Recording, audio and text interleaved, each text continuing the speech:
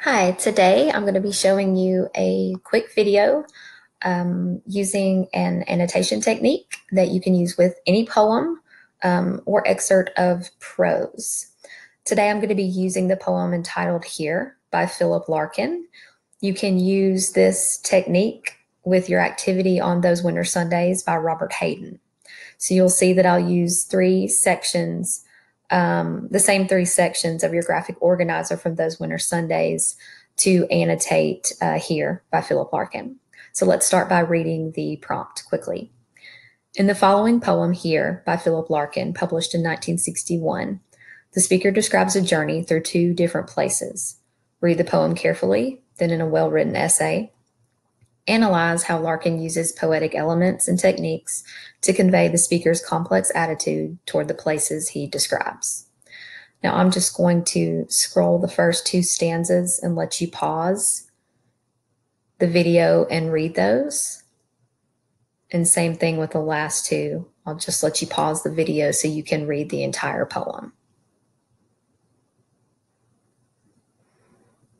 So once you've read the poem, I want to show you the first step in this annotation technique.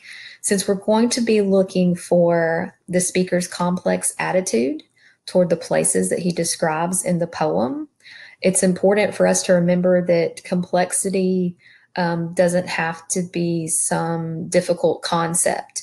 If you break it down to thinking of it as a conflict or a problem or tension or ideas that struggle with one another within the poem, it's a little bit easier to identify. And if you've looked at your graphic organizer for Those Winter Sundays, you'll see that it's also easy if you identify that conflict or tension, if you go ahead and identify it as an abstract term or an abstract noun, it's definitely easier to convey in an essay as a complex attitude if it's an abstract noun. So let me show you what I did first. As I went through the poem, I highlighted things that I saw to be tense or to appear to have a conflict. And you can see that highlighted in green right there.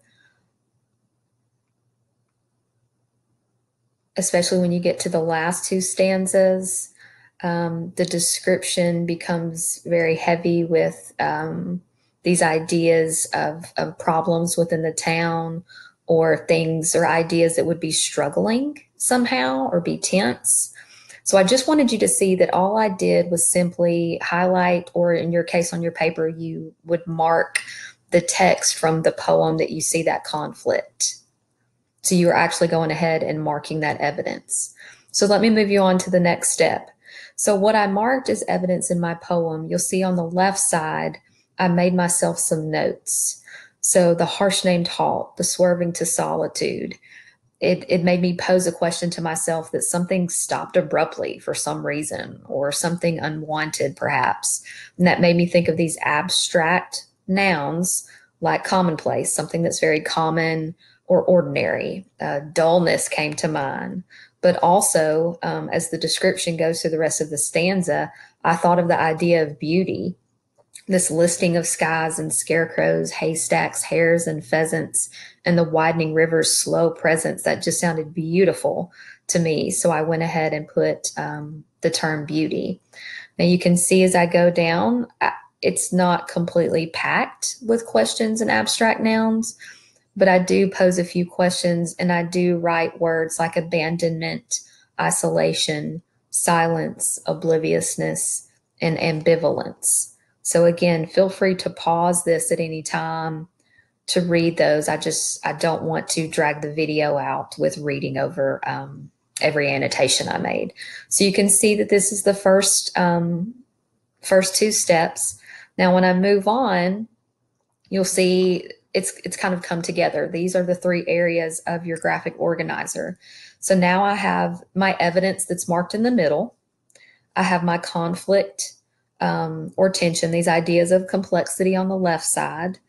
And then I have my poetic techniques that now I have my evidence mark. I can kind of go ahead and write down the beginning of ideas of how these poetic techniques are being used. For example, this listing of sort of alliterative phrases that open up the description of the first place And you can see this repetition of consonant sounds here with these very short phrases.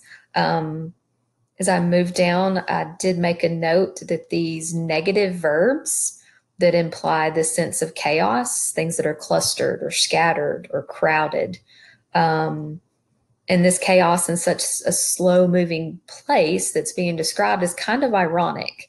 So anytime you see a contrast, you can definitely analyze that and write about it. I also make note of there's visual imagery and what it does, as well as figurative language and what it might do.